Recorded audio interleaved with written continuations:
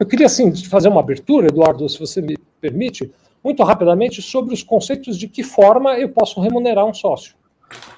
Pode até parecer estranho, viu, doutor Eduardo, e meus amigos e minhas amigas, para alguns, porque é mais presente, mais frequente isso do que pode parecer, né? Há pessoas que não veem, mas como assim remunerar o sócio? O dinheiro do sócio e o dinheiro da empresa é um dinheiro só. Se tem dinheiro na empresa, é do sócio. Se tem dinheiro do sócio, é da empresa. Tem gente que não tem essa clareza, né? Existe até um princípio contábil que é chamado de princípio da entidade, que ele vai esclarecer um pouquinho isso. Então, ele vai dizer, a empresa é uma coisa, os sócios são outra coisa, o dinheiro de um não se mistura com o dinheiro do outro.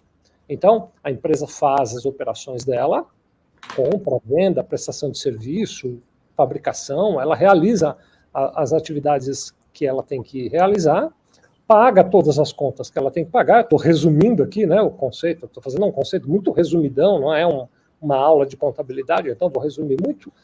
Ela tem as receitas, custos, despesas e gastos. O que sobrou a gente poderia chamar de lucro, quando esse número é positivo, né? Tomara que seja sempre positivo. Mas quando sobra um dinheiro, então, se eu tenho receita maior do que despesas, custos e gastos, o que sobra ali é lucro. E aí a gente diria, e aí esse lucro, então, eu faço o que eu quiser com ele. Mais ou menos, tem algumas regras, é um pouquinho do que eu vou trazer aqui, né? Formalmente, existiriam 4 maneiras, ou melhor, eu vou trazer 3 e tem um quebra-galho. Então, tem 3 maneiras e um quebra-galho, do que eu quero falar agora, né? Para o dinheiro da empresa chegar na conta bancária do sócio. Aí alguém poderia perguntar, mas então o sócio não pode trazer o condomínio do apartamento dele, o plano de saúde dele, a escola das crianças e trazer para a empresa paga? Não deveria, não é assim que funciona. O sócio paga as contas dele, a empresa paga as contas dela, são vasos não comunicantes, né?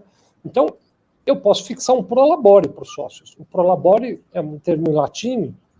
Eu não sou muito craque em latim, mas eu vou traduzir assim, é pelo trabalho, é uma remuneração pelo trabalho do sócio, né?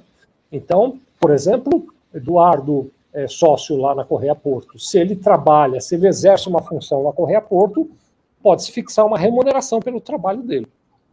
Que, em teoria, essa remuneração ela deveria ser compatível com a função que ele vai exercer, com o cargo que ele vai exercer, com o nível de especialidade que ele tem.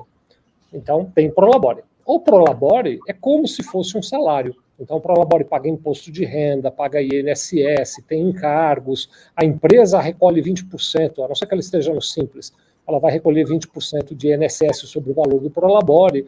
Então, a gente poderia dizer assim, prolabore tem custos parecidos, um pouco menores, mas parecidos com o salário de um trabalhador.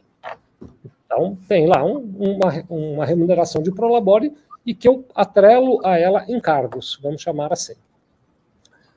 Agora, como é remuneração pelo trabalho, a empresa tendo lucro ou não tendo lucro, eu pago o prolabore do sócio, como eu pago o salário dos funcionários, mesmo que a empresa não tenha lucro, ela é obrigada a pagar o salário dos funcionários. Então, esse é o tal do prolabore. Não é o tema de hoje, mas eu estou fazendo só uma abertura aqui, né?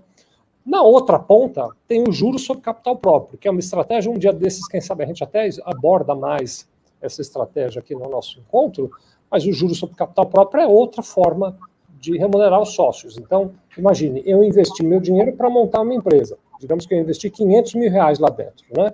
Eu poderia não ter investido, poderia ter pego esses 500 mil reais e aplicado num CDB, que o banco estaria remunerando alguma coisa para mim.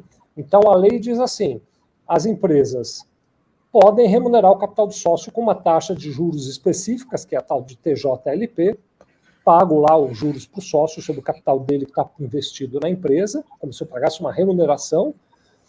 Esses juros pagam o imposto de renda, então quando eu pago os juros para os sócios, há uma retenção de imposto de renda, tem uma tributação de imposto de renda, mas não tem INSS, porque não é de trabalho, é uma remuneração financeira.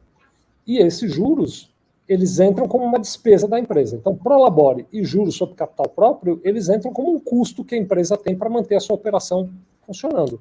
E aí, naquela conta que eu faço, receita menos despesas, custos e gastos, eu coloco aqui dentro também o que eu paguei de prolabore, o que eu paguei de juros e tudo mais. No meio, eu deixei a distribuição de lucros ou dividendos, que é o assunto da nossa conversa. Até para semântica, pura semântica, mas só para separar isso, né? Lucro é o resultado que eu apuro na empresa. Então, eu fiz a conta receita menos despesa, custos e gastos. O número positivo que sobrou eu chamo de lucro. Dividendos é o que eu distribuo desse lucro. Digamos que tenho 100 mil de lucro. Eu posso pegar 30 mil e distribuir para o Eduardo, que é um dos sócios da empresa, como dividendos. Então, vou te pagar dividendos, Eduardo. Toma aqui 30 mil. Então, lucros e dividendos é uma semântica só, né? Na empresa é lucro, quando eu entrego para os sócios, a gente pode chamar também de dividendos. Hoje, a legislação atual, então hoje é 25 de outubro de 2022, quando a empresa paga lucros para o sócio, esse lucro é isento de imposto. Quando a empresa paga lucro para o sócio, não há tributação nenhuma, nem de INSS, nem de imposto de renda na fonte. Então, se a empresa deu 100 mil de lucros, eu posso pegar esses 100 mil e entregar para os sócios, tributação zero. Nem quando eu distribuo e nem quando o sócio vai fazer a declaração de imposto de renda dele. Ele não paga imposto em nenhum desses momentos. É assim que hoje funciona a tributação, a distribuição de lucros. Daqui a pouco a gente vai trazer o slide do Dr. Eduardo aqui para ele falar um pouquinho sobre o que está se propondo mudar, porque há uma discussão, há um desejo de mudar. Eu até vou, muito rapidamente aqui, fazer uma análise romântica dessa questão, né? E aí a análise romântica vai passar por isso que eu vou descrever para vocês agora. A questão é que o governo, aliás, qualquer governo, mas o governo brasileiro em particular, que é o nosso, ele tem desafios muito importantes. Ele tem déficit da Previdência, ele tem uma questão de carência social, distribuição de renda, melhor equanimidade social. Ele olha para tudo isso e para isso ele precisa de dinheiro. Uma forma de gerar dinheiro é criar tributação. Então ele considera como uma hipótese aumentar a tributação. Não é o objetivo falar de eleição, mas eu vou dar aqui minha opinião dissociada, desconectada do assunto eleição. A visão que eu tenho é, seja qual for o presidente eleito, estamos agora às vésperas da eleição, né? Seja qual for o presidente eleito, para fechar as contas, existe uma hipótese de tributar lucros. Para qualquer um dos lados que a gente for, né? Me parece que é bastante verdadeira o fortalecimento da discussão sobre a tributação dos lucros, que pode acontecer, então, em breve, né? Poderia vir a acontecer. Hoje não tem nada formal, existe um projeto de lei que está sendo discutido, mas ainda não está na etapa de entrar em vigor, né?